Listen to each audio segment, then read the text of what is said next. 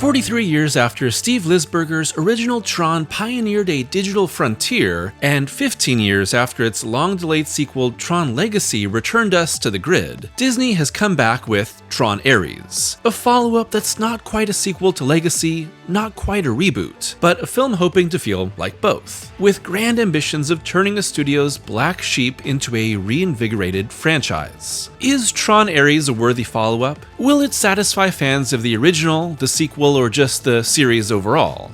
As a big Tron fan, random, I know, I found Tron Ares to be disappointing, even if it checks all the boxes that someone was hoping to find in this third film. Why? Well, let's get into it.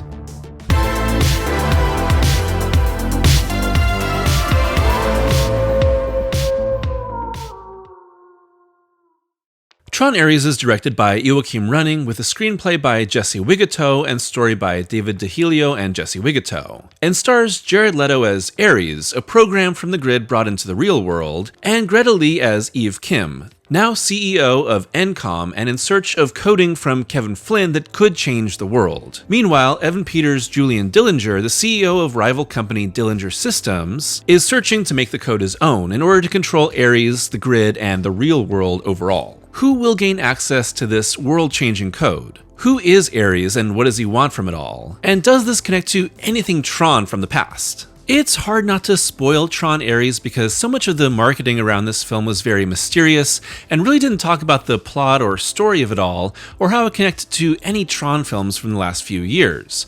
Well, I don't want to get into spoilers just yet, so let's save that, and I will mark spoilers when we get there, but it's a little hard to unpack because really nothing is known about this story before it finally came out, and I think that has a lot to do with the general disappointing ideas of the narrative and really where this movie goes, or really where it doesn't go, because one of the disappointments I found with Tron Ares is that as a story, there's just not a lot to latch onto here. This is about the battle over this programming that will change how the grid is used.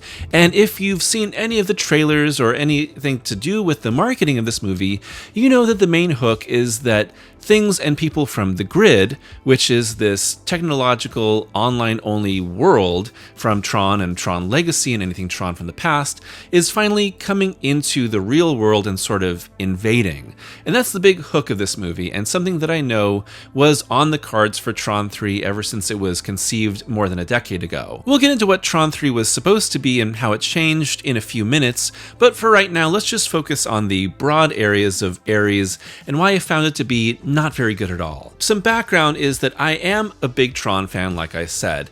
I wasn't really a Tron fan until Tron Legacy came out 15 years ago, but that really did make me a huge fan.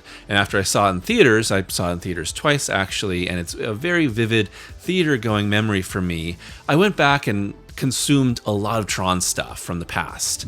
Before that, I think that my big familiarity with Tron was as a world in Kingdom Hearts 2, which I think a lot of people became fans of over the years. And if you're a Kingdom Hearts fan, I think that the Tron world in that film, in that game, and any other games that followed it up is a big part of what people really like about Tron in other Disney media. For some context, the original Tron, made by Steve Lisberger, came out in 1982.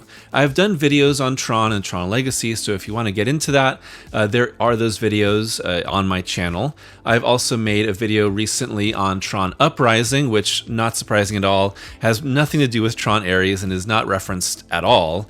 And maybe a slight spoiler, but not really, and you could probably have guessed this from the marketing, but the actual character of Tron is not in this movie at all. No one even says the word Tron. Ever, I don't think. I'm pretty sure it's never said. And that character has absolutely nothing to do with this film or story or any of the background of it.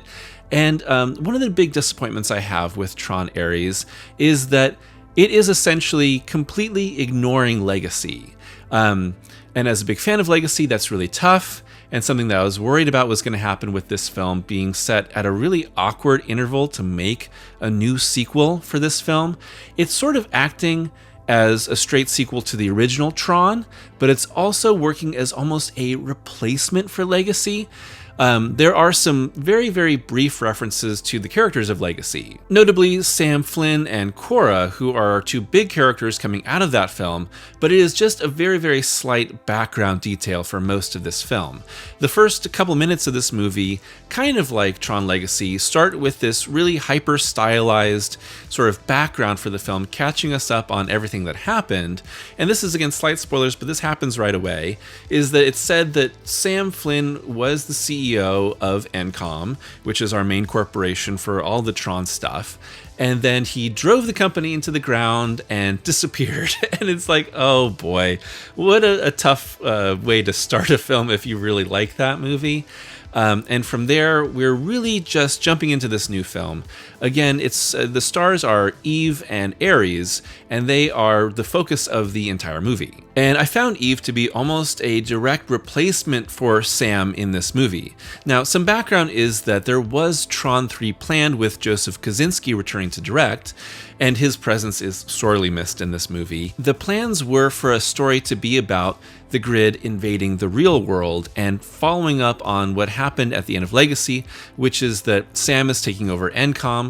Cora, who is a program, an ISO specifically, has come out of the grid, is now in the real world, and what is going to happen from there. And there are some little details about Edward Dillinger coming back, or this idea of Dillinger's son, who was played by Cillian Murphy, being the villain for Tron 3. Obviously, that was a little bit set up, but that movie didn't really have this huge sequel hook, which actually the end of Tron Aries has a huge sequel hook at the end of the film, and then there is a mid-credit sequence, which we can talk about in a little bit when we get into spoilers, and that is very clearly trying to set up Tron 4. And we'll see if that ever happens. I have no idea how well this movie is going to do. I don't have a lot of high expectations for the actual box office of this movie, so we'll see. But I am a little worried that this is just going to kill the franchise overall. So Eve's character, who's played by Greta Lee, who does fine in the role, and honestly, almost everyone is totally fine here. It's just a matter of these characters being very generic and broad and not having a whole lot going on, is the CEO of Encom, and she is searching for this missing code. And in the time since, both Encom and the Dillinger Corporation have been able to take the lasers that bring you into the grid and reverse them to bring things out of the grid and into the real world. And so they're working on that with weapons, with vehicles, and then with the soldiers that they've created, Aries being one of them. But and this is kind of the hook for the film, and I think something that undermines the movie consistently, is that anything brought out of the grid will disintegrate in 29 minutes and will reappear on the grid again. So that includes someone like Aries or other programs and any sort of vehicle. So there's a constantly ticking clock. So both of these companies are looking for this supposed code that Kevin Flynn created, that's Jeff Bridges' character, that will be used in these programs and allow them to have permanence in the real world. So for creating soldiers and creating weapons, that's this huge thing that will turn them into massive weapons. And Julian Dillinger is the major villain of this movie. He's played by Evan Peters, who you might know as Quicksilver from the Fox X-Men movies. And he does fine. He is the grandson of Dillinger from the original Tron. And clearly we're just kind of glossing over Cillian Murphy playing a different Dillinger.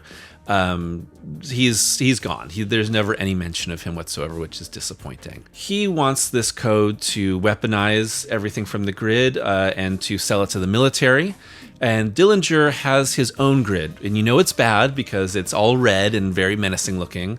And then Encom has their own grid, and you know it's good because it's blue and very like angelic looking, like the sun is out in this grid, which was not in previous grids in previous Tron movies. Meanwhile, of course, Encom is the good guys, and they just want to use it to create crops and medical devices and all sorts of good things, and you know, almost like 3D printing anything and everything that is scarce in the real world and create prosperity. So clearly you have, you know, your villainous goals and you have your heroic goals, and Ares is this weaponized soldier without a personality who's coming into this conflict, And the arc, I guess, of this film is Aries becoming more human and sort of having a personality come through and wanting to be his own person, and that intersecting with this larger battle. Unfortunately, we have to talk about Jared Leto and the weaknesses of Jared Leto, both as a character in this movie, an actor in this movie, and then just his own person outside of this movie. You really can't separate Leto from a lot of the controversies that have happened to him over the years. There have been multiple allegations made about him recently, but this movie's been in the can for a bit, and what's Disney going to do? Are they going to just completely scrap this movie, which I'm sure is over $200 million, and they have spent a decade trying to bring to life? Very bad timing. And the little bit of the background on this is that I think that Leto has been attached to this film for over a decade. When this existed as Tron 3, there was a script that was written. The script has never, been leaked online. I have so wanted to read whatever this Tron 3 script was, which was titled Tron Ascension, would have been, because the character of Aries was apparently in that, and again, it is about the grid invading the real world, and he would have been the major villain of the film. Leto got attached, everything got delayed and then canceled basically by Disney. Kosinski and all of the actors left the project, and then over time, that script I think has been rewritten and rewritten and rewritten and continued to morph until we get Tron Aries. And of course, having Aries be in the title means that he's the major character of the film, and I think that Leto being on and attached and stayed attached as the main actor and becoming a producer of the film means that he is essentially responsible for this staying alive and eventually becoming a movie. He's the one that powered it. And over time, a lot of people came and went from the project, and we have Running as the director now attached. I think he was announced maybe 3 years ago, and he does not have a great track record of making good movies. He has done the worst Pirates of the Caribbean. He made the Daisy Ridley Young Woman in the Sea for Disney Plus. He made Maleficent 2, which no one saw, and the people that did see it apparently didn't like it. And now he's making this. Now I see him as very much a director for hire, coming in as someone that has been consistently attached to these films and done the job for Disney. And so now you've got Tron Aries as a film that needs someone to make it.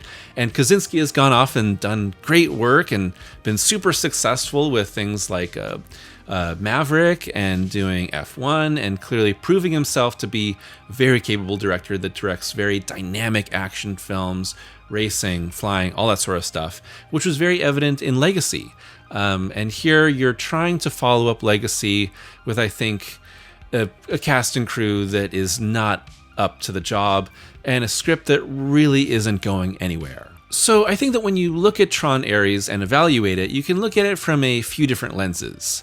You can see it from a fan's perspective of the original Tron, a perspective of a fan of Legacy, and then someone that is completely new to this franchise and is just somehow been hooked into this and wants to see what it's all about, a newcomer, right?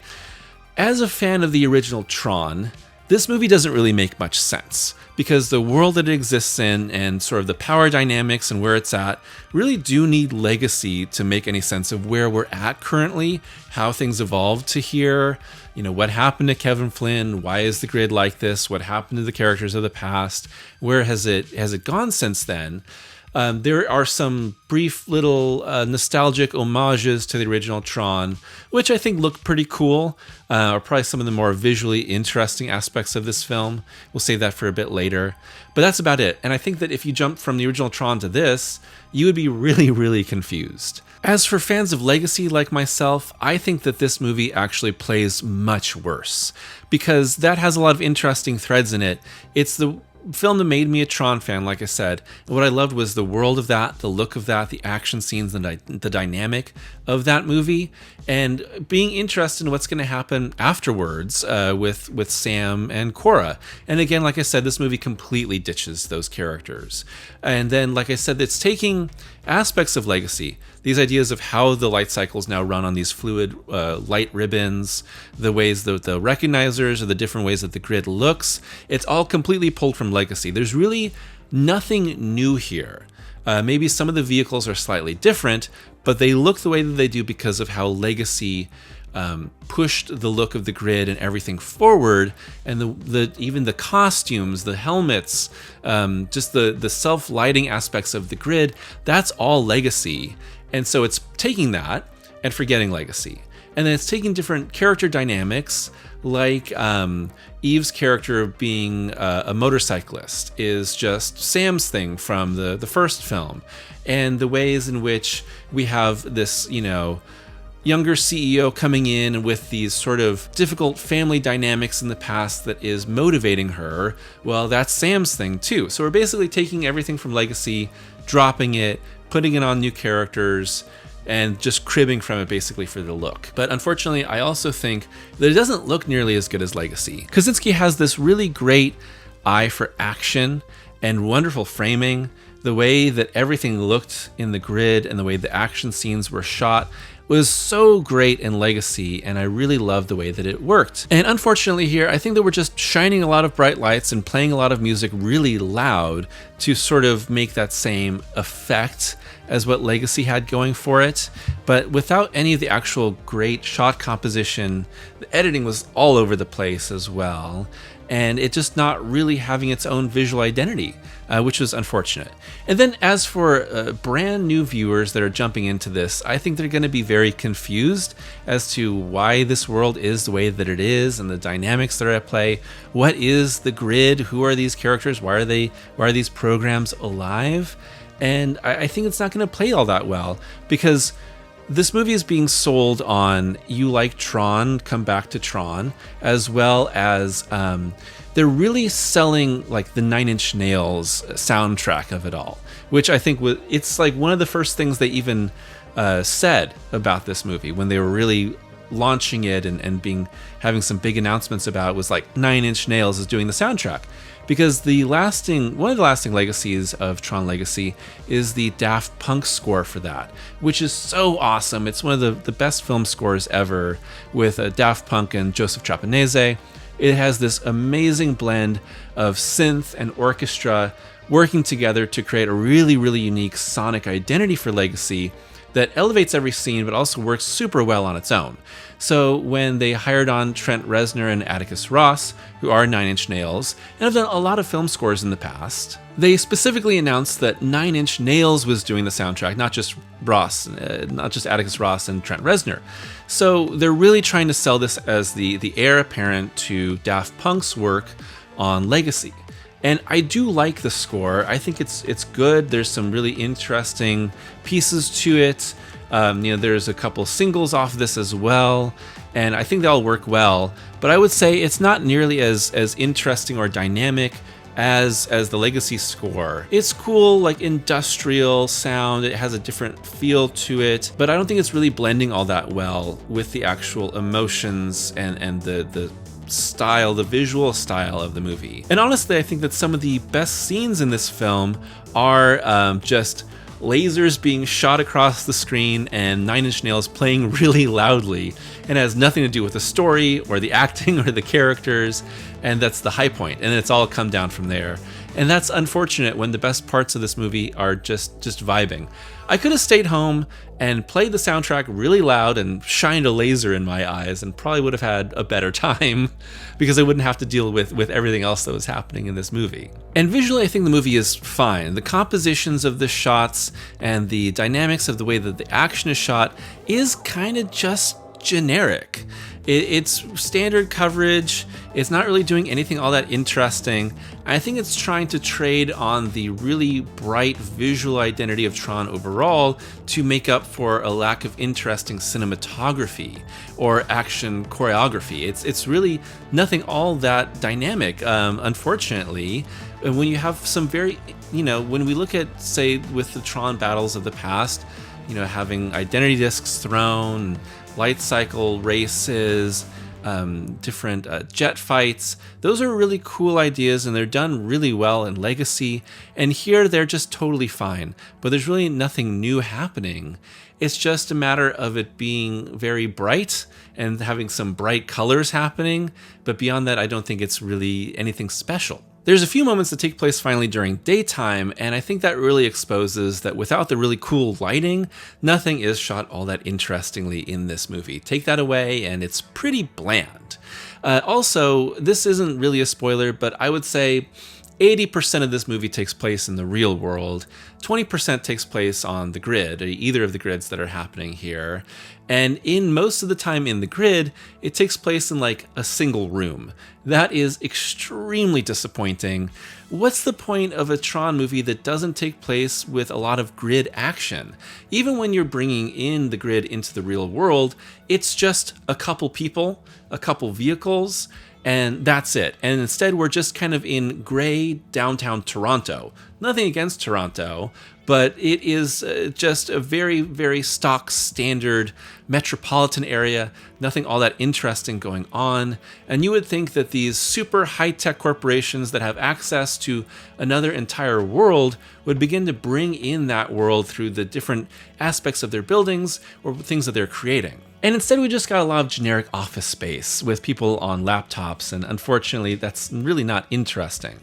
I think that a big selling point of the Tron world overall is that to take this idea of living online and our relationships with computers, programs, the online space, and this I would always say this yearning or this desire for people that are heavily connected to the online world, or to have this sense of loneliness in the real world, and this idea of connecting into another world that exists in an online space, and to bring it into this reality, to have it be this world, this incredibly dangerous, dynamic, unique world where your sense of longing and your sense of escapism are suddenly lived out in the grid. Through these adventures, through the dangers of the grid, is the selling point of what the Tron world is. And I think that is what sold people on the original Tron. What people loved in Legacy, like myself, is like, wow, like I always found the idea of the grid is like this lonely place, but it is also this idea of escapism. And together they create a really interesting dynamic. And I loved that. I thought it was so interesting and exciting and different. But so to bring everything out of that and to put it in the real world, and for it to not have really anything interesting to say about that dynamic is unfortunately just very disappointing. When I thought of a movie of the grid invading the real world, it would have been almost like our reality becomes changed, altered, corrupted, advanced, what have you, through the grid impacting reality. Instead, it's just 3D printing people and machines, and that's it, which is unfortunately just very disappointing. There was a lot of room for something really dynamic and game-changing, and this idea of the intersection of the real world and this other digital world, coalescing and advancing would have been really, really cool, and could have kind of, pushed it in a new direction and a new advancement in what this is meant to be and how we interact with reality. And it's not the case at all in this movie. So before we get into spoilers, I just want to say, it's not like I hate the film. It's even not like I'm upset with the film. It was just very disappointing because it was very bland. The action was bland. The characters were bland. Leto as Aries is just a big nothing character, and I'm supposed to believe that he goes from unfeeling program to something much more, and I never bought any of that because he felt like he had no emotions and no life behind his eyes at any point in this movie, unfortunately. And everyone else, there wasn't a whole lot to grab onto. There's some very unfortunate pop culture 80s Marvel style humor thrown in the second half of this film that I found to be very awkward, and then throw in that it's not continuing Legacy at all and ignoring it and replacing it is another unfortunate addition to it. I'm not mad about this film. It feels like it's going to evaporate from my brain super fast, which is why I'm doing this review now before it just leaves my brain entirely, and I can not remember any of it. And I don't think that anything with the visuals, the action, or even most of the music is strong enough to replace the general disappointment in characters, story, and franchise. So let's get into spoilers. So sort of the big progression of this story is that Aries is beginning to be a lot more aware. There's this whole thing about him noticing the rain and how programs can't feel anything, and suddenly they feel stuff, which happens to another character, Athena, who's sort of the other villain and like the physical threat of the movie. Feeling rain somehow activates their emotions, which I think is lazy. It's very lazy shorthand. And then he begins to disobey his programming, disobey Dillinger's orders, and work with Eve to protect her and keep her safe in the search for this permanence code. Okay, that's fine, but I think it's really strange and frankly pretty dumb, because all of the Tron stuff, Tron movies, Tron video games, Tron the TV show, are all about the fact that these programs that we were interacting with through our computers are alive on the grid. They have a personality, they have desires, they have their own lives already. And that's the big twist. That's the hook of Tron is, oh wow, like actually all these things that live in the grid have a world and are alive. But the whole setup of this movie is that actually no, programs don't feel anything, and isn't it cool that one program is suddenly starting to feel something? What about everything else? I'm totally bored by that idea, and I think it's dumb because we already had all that. And even if you say like, oh, well, the Dillinger grid has removed all the personality of its programs, and suddenly this one is coming alive. I don't think that's interesting because we've already seen it. We're so far, so many steps forward in the progression of these programs already, and the ideas of what a grid program is supposed to be, that it feels like a major regression. And I'm really not interested in that at all as a story arc, because we're so far past it. Give me something way more interesting. But that is his arc, and eventually he gets this permanence code from Kevin Flynn, who exists as this ghost in an old grid, which I mentioned, which is cool. I like when he jumps into this old original Tron style looking grid. Some nostalgia there. It's cool. It's well done, and they make sure the visual identity matches. But, you know, Kevin is here. Is it actually him in the grid? Is it an echo? Is it just an old program? They just leave that very vague in case they want to do something else with it eventually. And then he becomes this permanent program that can exist in the real world, that can still like have fights and everything, and throw his identity disk. Okay. The climax of it all is pretty underwhelming. As I mentioned, the programs have 29 minutes in the real world without the code. So we get these chases where they're coming into the grid, they're coming into the real world, they're chasing Eve, they're doing different things, something's about to happen, and then they dissolve, and then we do it again. And they do that like 3 or 4 times, and it's just kind of the same thing over and over. And it's not interesting because it just kind of gets to the same point again, restart. Get to the same point again, restart. And we just do that, and like all forward progress in the narrative is just stopped and restarted multiple times throughout the story, and I don't think it goes anywhere interesting with that. So unfortunately, I just think that is a weird self-imposed limitation that stops the action from being all that interesting, and from the story having to make big jumps forward. You know, we get Eve sucked into the grid at one point, and there's a big chase through the water, and that just looks like, I don't know, like they're just hitting me in the face with lights over and over, and it's really just sloppily edited, and just a bunch of crazy red explosions, and everything looks the same, and it's not that interesting. And we really barely spend any time on any grid at all. I like this little glimpse of the NCOM grid, which looks very heavenly, but there's nothing there, and there are so few characters there. Cal Kestis is here very briefly. He shows up for 1 minute and dies, and I'm like, wait, is that character going to come back? And like, no, I have no idea what's going on there. Cameron Monaghan, he has an actual acting career, and here he's like his face is on screen for maybe 30 seconds. That was weird. Can someone please explain that to me? Because there's no hook for him to come back. Beyond that, I just don't think it was all that interesting an arc for Aries. Eve as a character is dealing with the death of her sister and trying to live up to her legacy, which again is kind of like Sam haunted by the legacy of his dad. Again, we're taking just ideas already and transplanting them onto the same characters to try and replace legacy.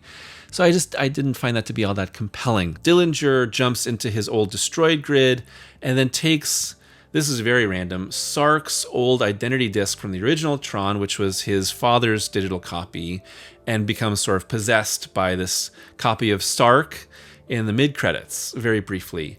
But no one really cares. Like, Sark isn't like a character that anyone really cares about. Again, it's trying to tie more into the original than the sequel. And that's the big hook for, whatever comes next. Along with that, Aries has found a picture of Korra in the real world, and she's out there somewhere, and he's going to search for her. Which is just that they didn't want to pay Olivia Wilde beyond probably whatever was needed for a photo of her in this movie, and they didn't want to pay anyone else to come back. So I have no idea what that Tron 4 is supposed to be. I don't have a lot of interest in it right now.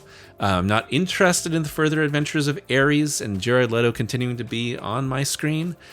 And I just don't see what the path forward is for Tron 4. Will this movie do well? I have no idea. I saw a projection that it was supposed to make $40 million in its opening weekend, which was comparable to Tron Legacy.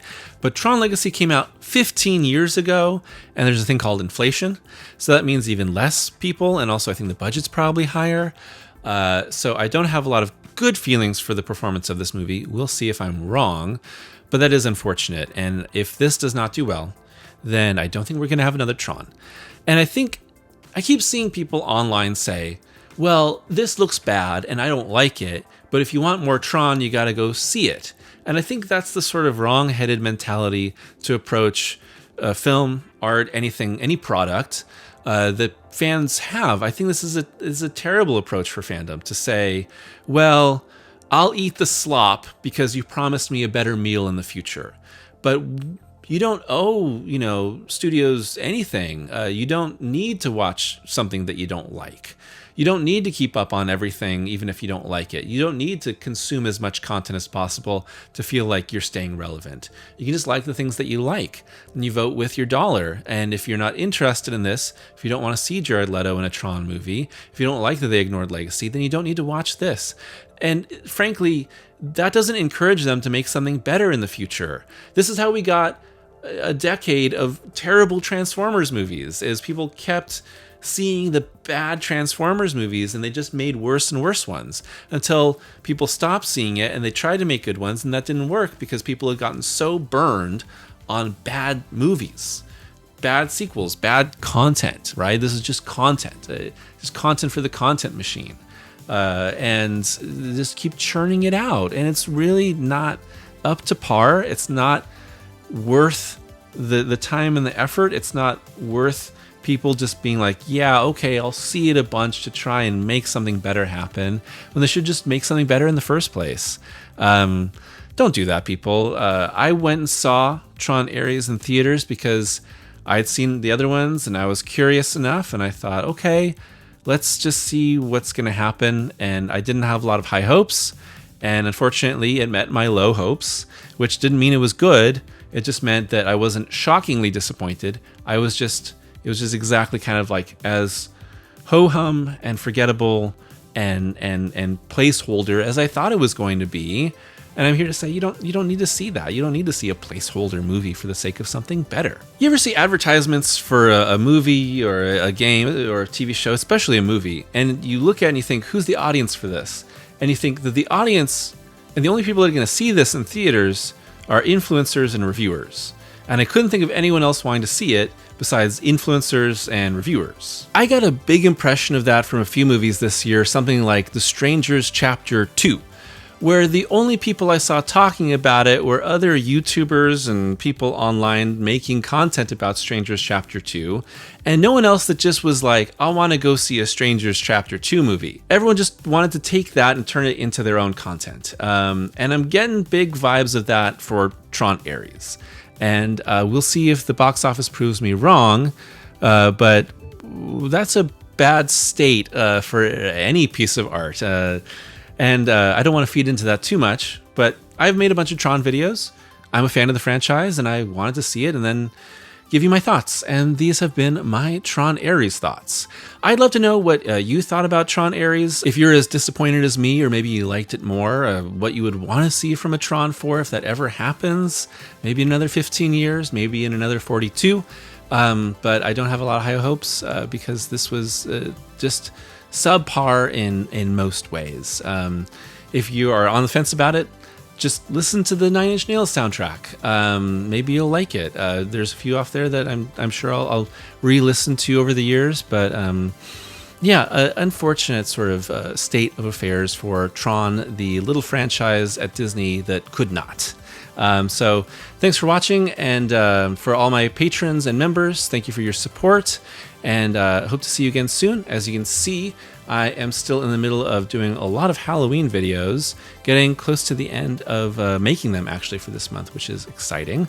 And so there'll be a lot more stuff coming soon, well, they'll probably not be making any more Tron videos probably, unless I make one on a video game or something. So until the next video, I'll talk to you again soon, and hope you're enjoying the good Tron content out there.